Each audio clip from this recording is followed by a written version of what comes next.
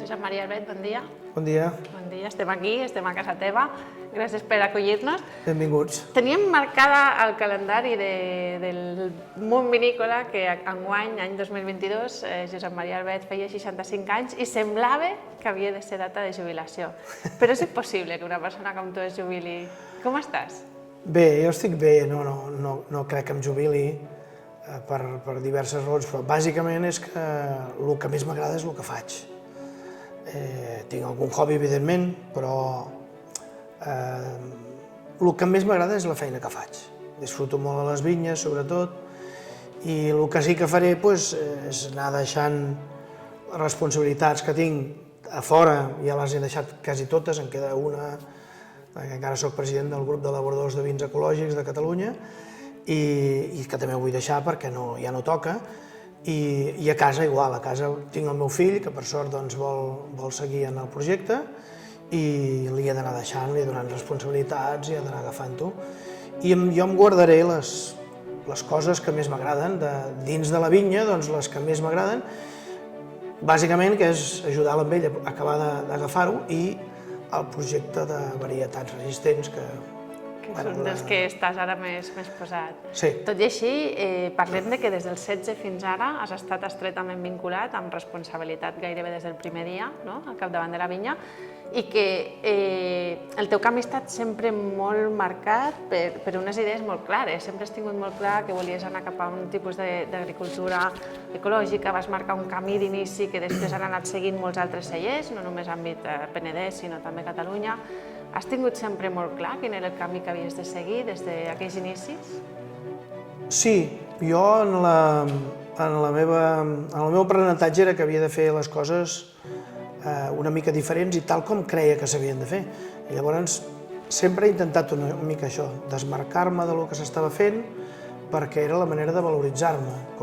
Que això encara se segueix fent avui dia, la majoria de cellers intenten desmarcar-se, marcar el seu perfil, no? D'alguna manera ho vaig intentar en aquell moment i crec que ho hem aconseguit. Als 16 anys era jo sol aquí a casa.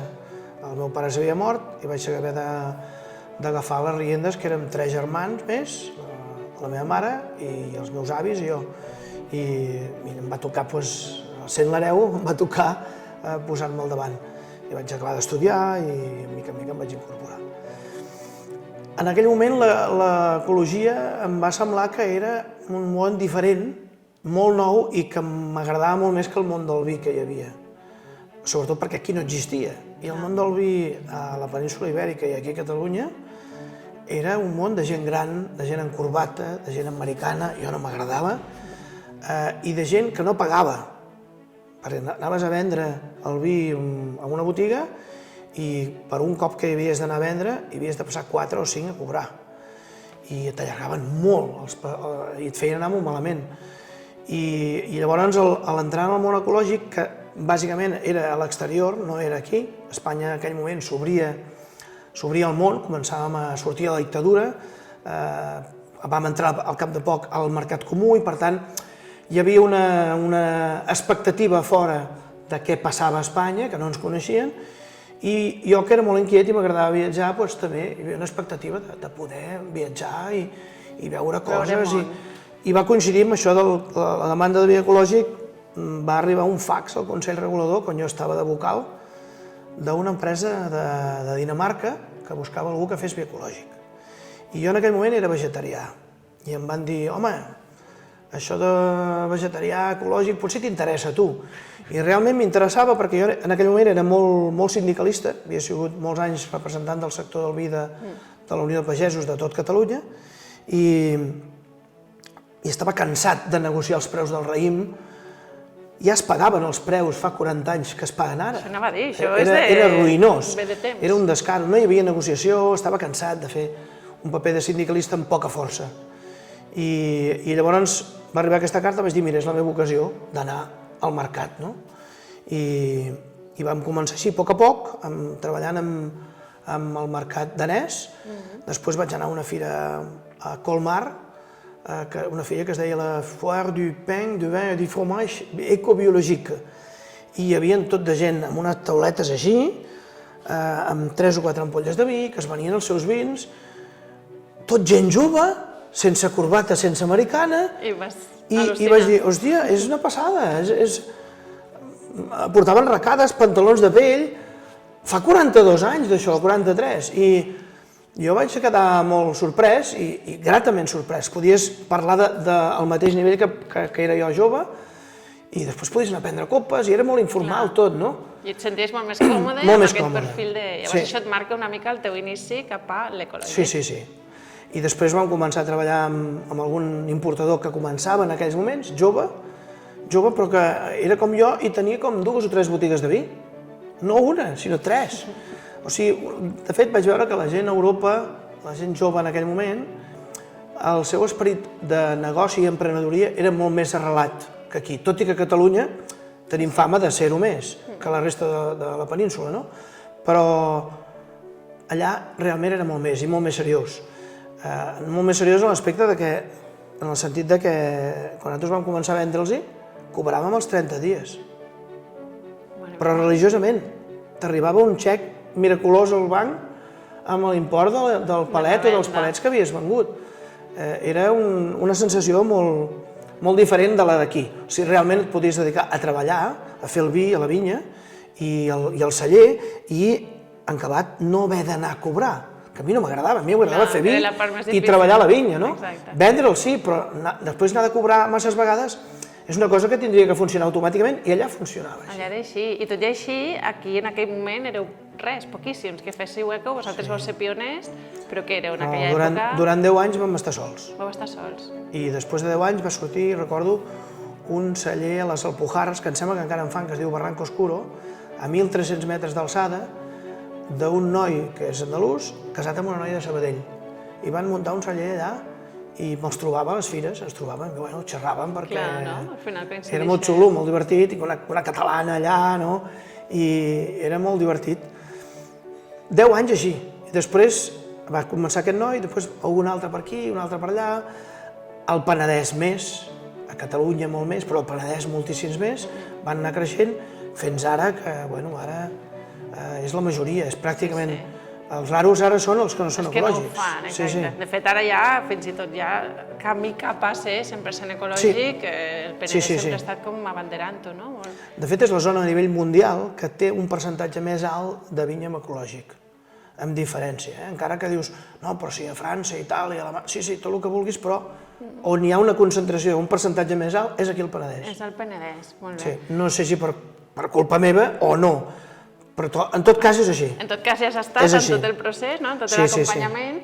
En un moment de tot aquest camí és veritat que també et creues amb la denominació d'origen, en la que estàs de president durant un temps, en el que també es fa un impuls, entenc, no? Vull dir que el fet que portis tot aquest aprenentatge i coneixement també és més traslladable a la resta de territori. El fet d'estar com a representant dels viticultors durant potser 20 anys, hi va haver un moment en què llavors jo ja era més elaborador que viticultor, i els hi vaig dir que jo ja no podia estar representant els viticultors, que en tot cas havia d'estar representant elaboradors. I de fet vaig fer el canvi. Vaig deixar la responsabilitat com als viticultors i vaig entrar de vocal com a elaborador.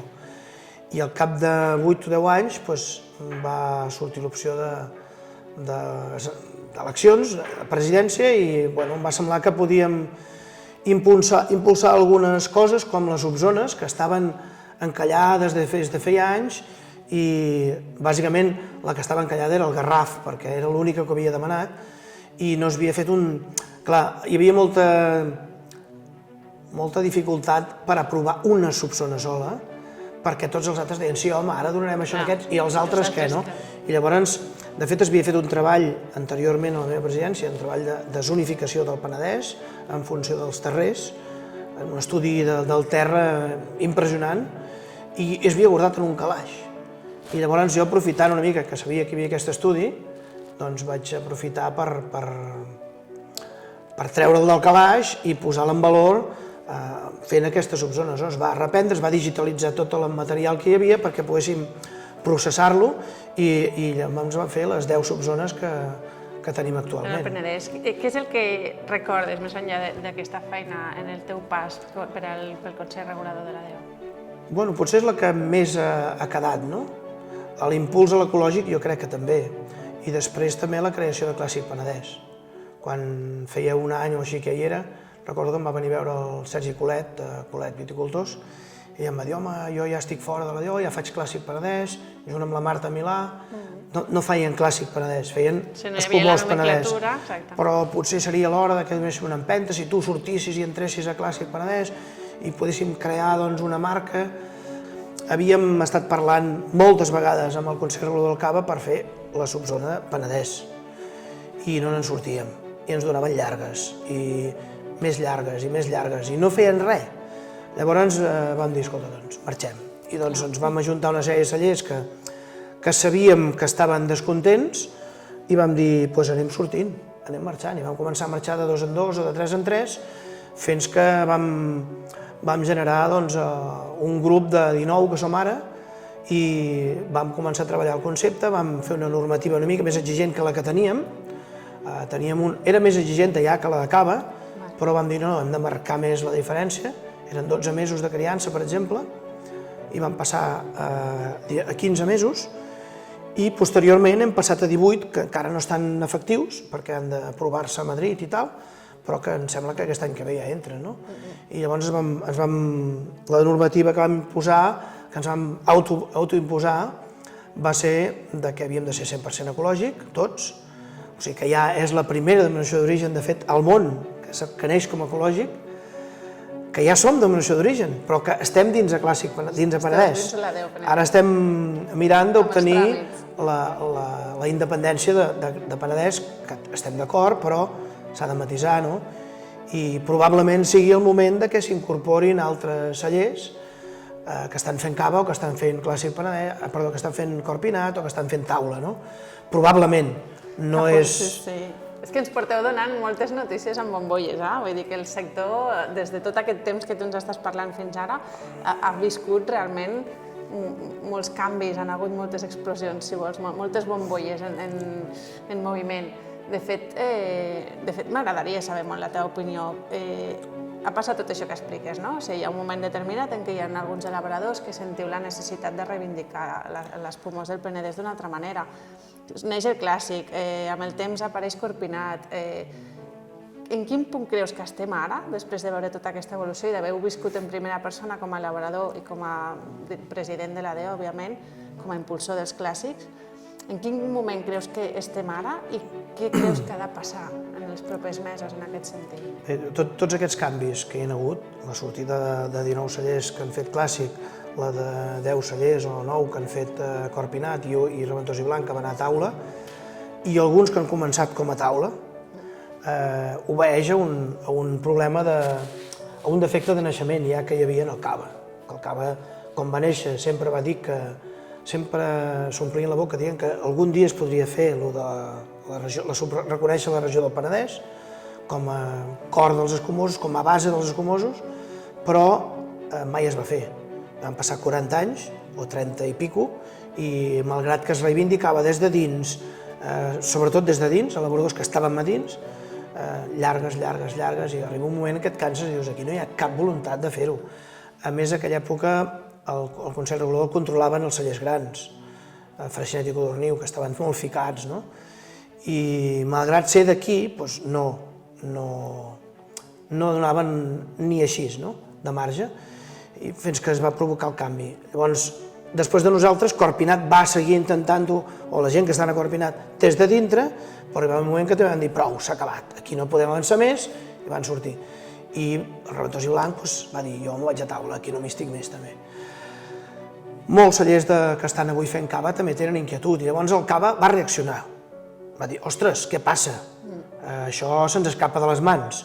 Van reaccionar i van dir, hem de fer alguna cosa.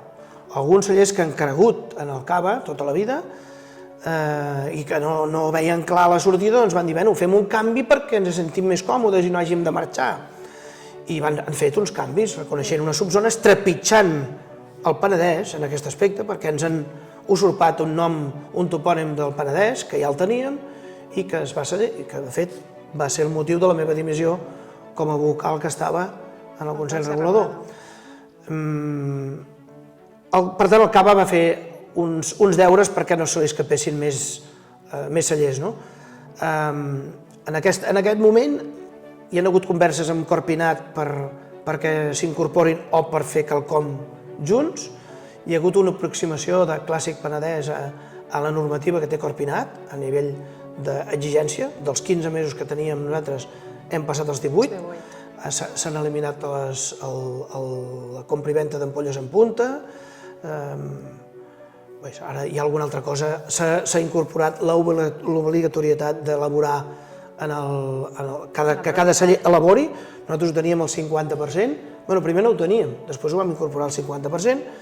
Després, a raó de les converses amb Corpinat, vam passar al 75% i hem deixat un 25%, no perquè no ho puguem fer els que som avui a Clàssic Penedès, sinó perquè volem deixar la porta una mica més oberta a que cellers que avui estan fent cava puguin incorporar-se d'una manera més suau, per dir alguna cosa, que tinguin temps per adaptar-se.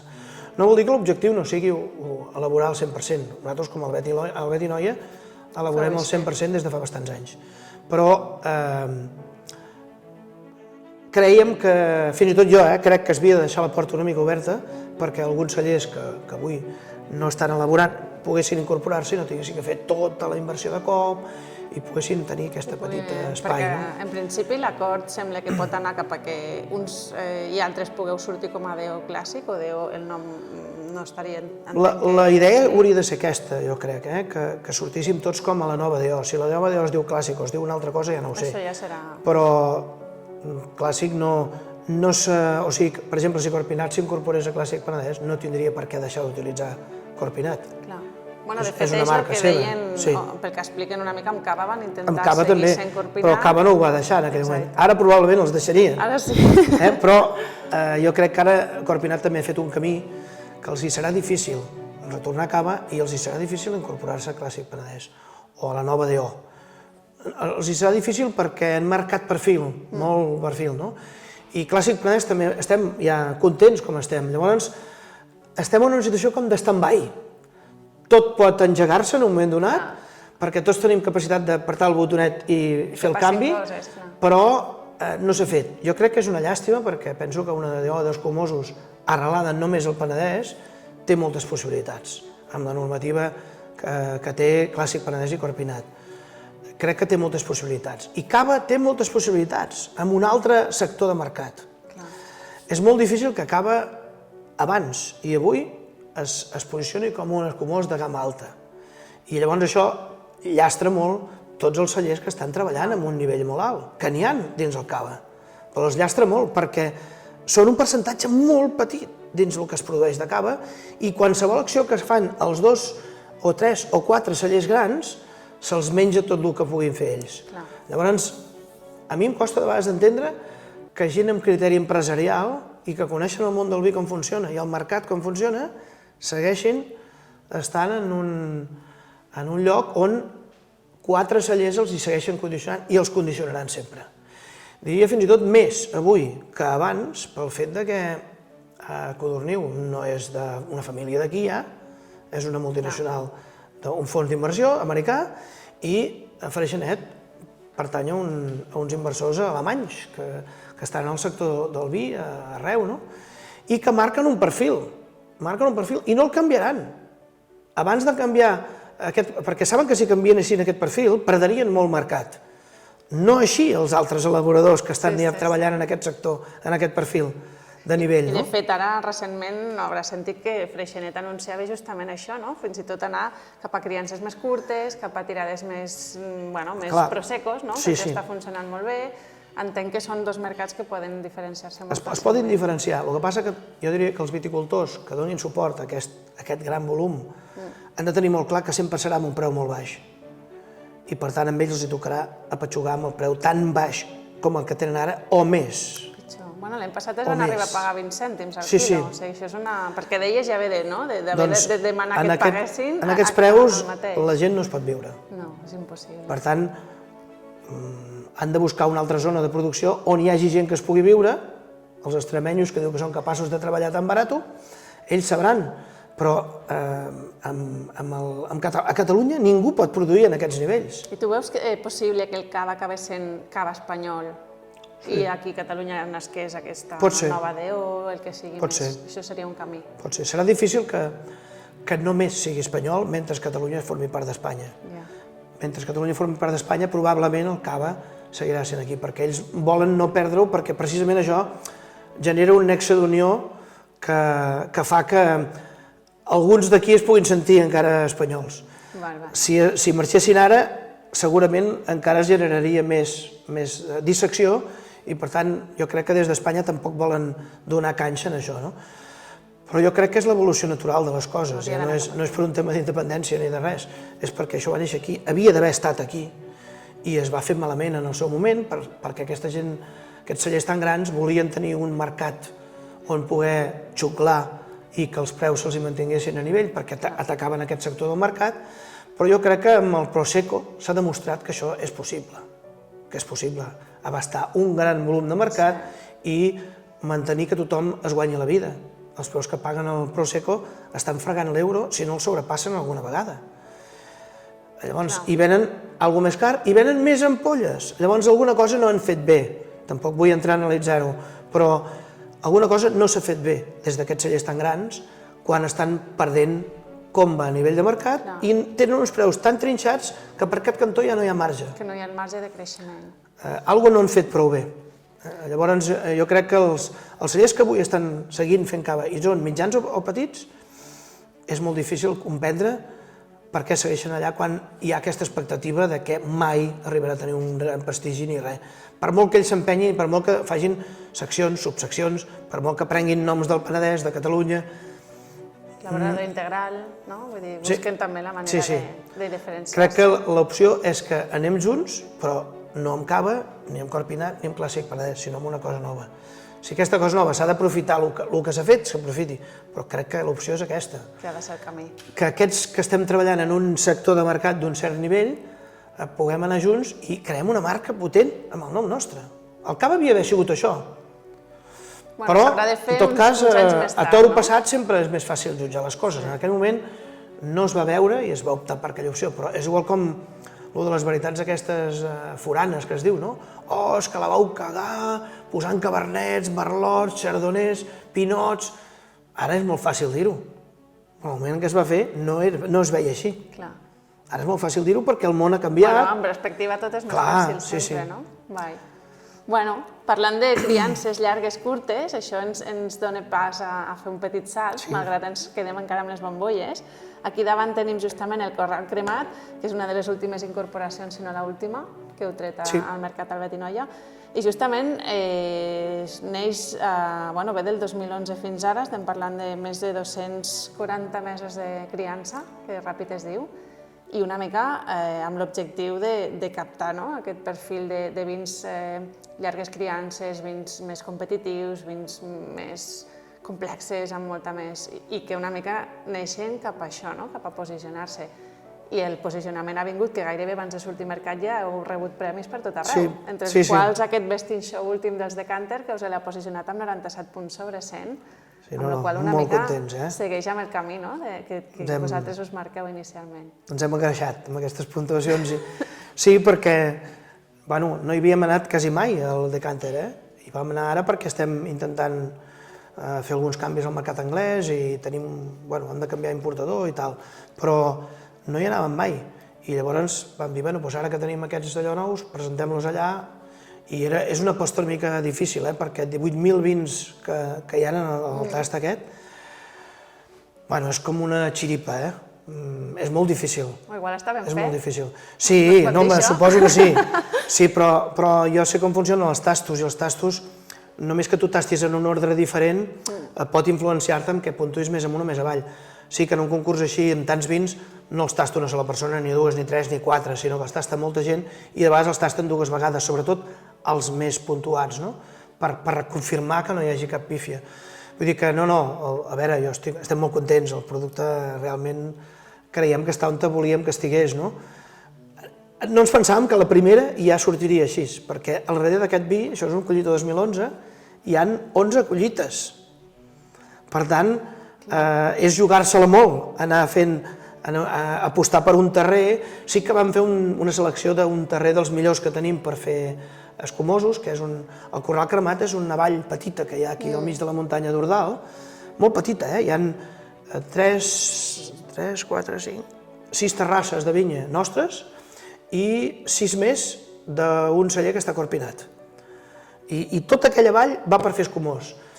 I és perquè és una vall oberta al sud i que el sol del dematí no li toca fins al cap de 2 hores de que he sortit i el sol de tarda es pon 2 hores abans. I llavors fa que al migdia s'escalfa molt i hi ha una diferència d'un salt tèrmic del dia a la nit molt alt.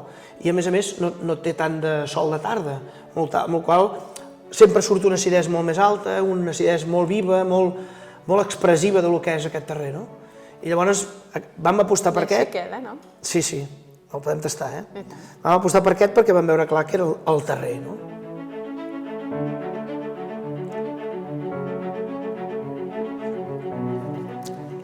I després, el boquet que li donen els anys de criança, 10 anys de criança, que és el que ens vam fixar com a objectiu perquè vam veure que hi havia un tall entre els escumosos de 7, 8 anys fins a 12 anys o així, hi havia un tall molt important. Vam dir, bueno, doncs tallem a 10.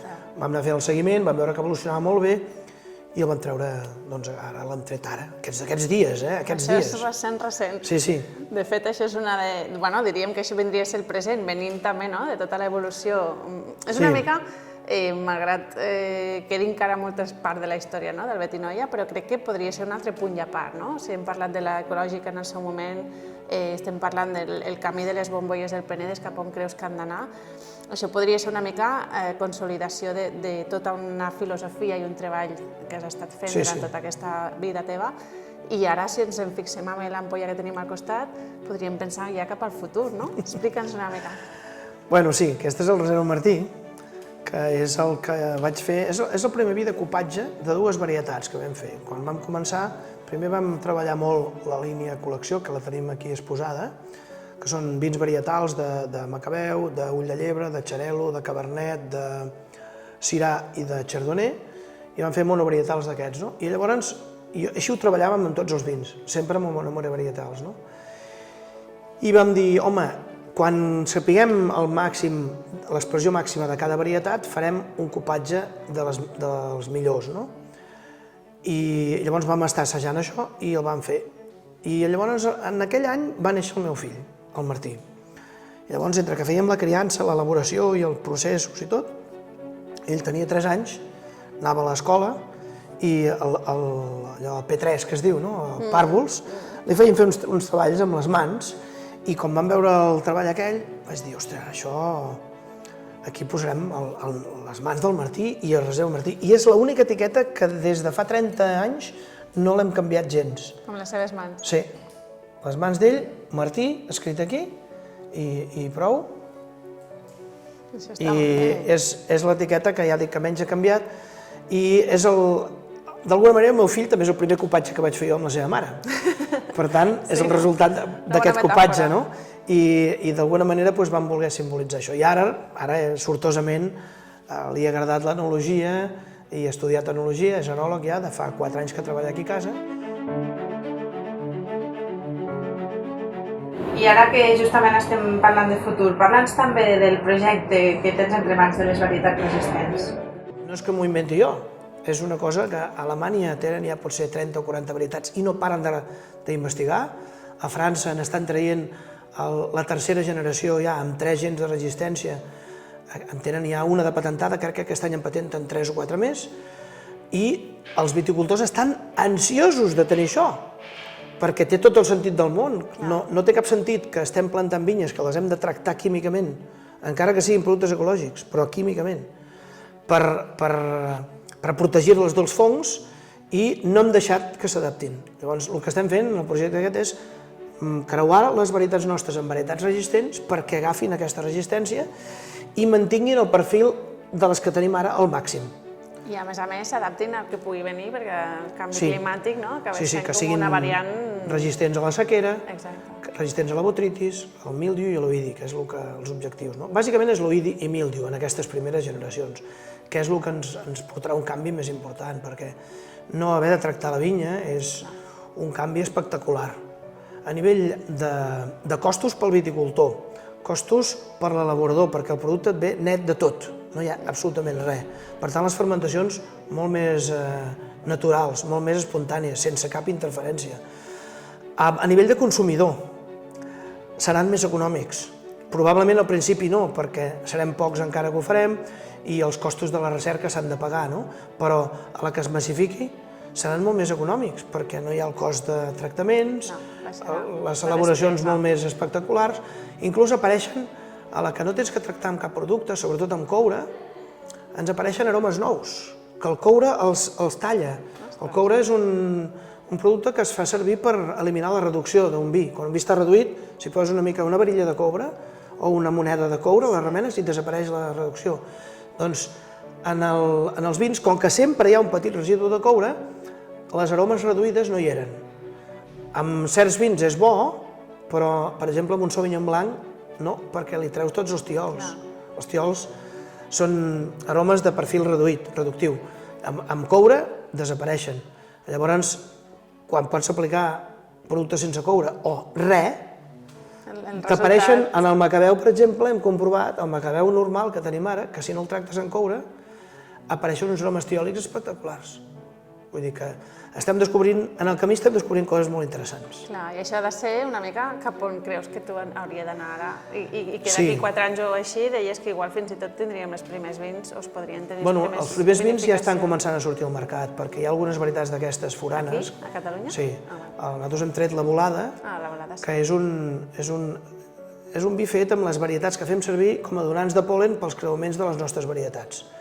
I com que n'hem hagut de plantar uns quants ceps per tenir pol·len, doncs en tenim. I llavors hem fet un vi, és una producció molt petita, però n'hem fet perquè hem pensat que valia la pena que la gent comenci a tastar què és això, i que el que tingui dubtes vegi que la qualitat... Passar de la teoria a la pràctica, no? Sí. Una mica. Bueno, tastant és quan veus la qualitat que et dona una cosa, no? Total. A vegades hi ha el mite de que hi havia una època, quan va arribar la filoxera, que es van posar híbrids, que eren uns ceps creuats de peus europeus amb peus americans, ceps europeus amb peus americans, per tenir resistència a la filoxera. Però va resultar que n'hi havia molts que eren dolents de gust i d'altres que tenien alcohol metílic. Llavors allò va crear un tabú, que quan es tasta una cosa que et diu no, això és d'un híbrid, ui, no, que això... I en canvi, avui això està eliminat totalment, estem parlant de creuaments que tenen un 95% d'ADN de vitis vinífera, de la vitis europea. Només tenen un 5% d'aquells ceps, aquells en tenien un 50%. Llavors això avui ha desaparegut totalment, els vins són boníssims, per això s'han de provar per veure-ho, no? I no tenen alcohol metílic, si no, no es podrien vendre. Doncs jo hem tret aquesta petita partida, però l'hem treta perquè és que creiem que si no ho fem nosaltres vindran els de fora i ho trobaran aquí, perquè a Europa aquestes varietats ja estan autoritzades. Llavors, com a vi de taula, es poden comercialitzar. Al moment en què les DOs les autoritzin, es podran fer com a DO, però això trigarà una mica més, perquè jo també crec que les DOs, més que autoritzar aquestes varietats de fora i tornar a fer el mateix que havíem fet amb aquestes varietats, Chardonnay, Pinot, Cabernet, Merlot, crec que hem d'esperar a tenir aquestes que tenen el perfil dels nostres vins, les filles de les nostres varietats. I definir molt quin és si parlem de Catalunya o de vi català, que puguem tenir molt clar que definirem amb aquests termes a partir de la investigació i de la ciència, no? O sigui, aquest seria el camí? Jo crec que sí. O aquest serà el teu camí més immediat, no? Jo crec que sí, nosaltres hi anirem de cap. No tinc cap dubte que a la que això estigui disponible la gent posaran, perquè és que és penós que tinguem que estar tractant la vinya quan hem generat el problema nosaltres mateixos, perquè no hem deixat que hi hagi un procés natural de selecció de les plantes. Ningú s'hi ha posat a fer això. I fins i tot és una vedada, per mi, del Departament d'Agricultura i de l'Incavi, perquè això ho havien d'haver liderat ells, no nosaltres. És ells que haurien d'haver vist el que està passant a la competència als països de França, Itàlia, Alemanya, Suïssa, Estats Units, els països d'Europa de l'Est, què estan fent, i dir, home, nosaltres aquesta línia l'hem de tenir, aquesta eina l'hem de tenir. Si en acabat hi ha gent que no la volen fer servir, que no l'hagin de fer servir, però com a administració tenen el deure de vetllar per tot el sector i pel futur del sector.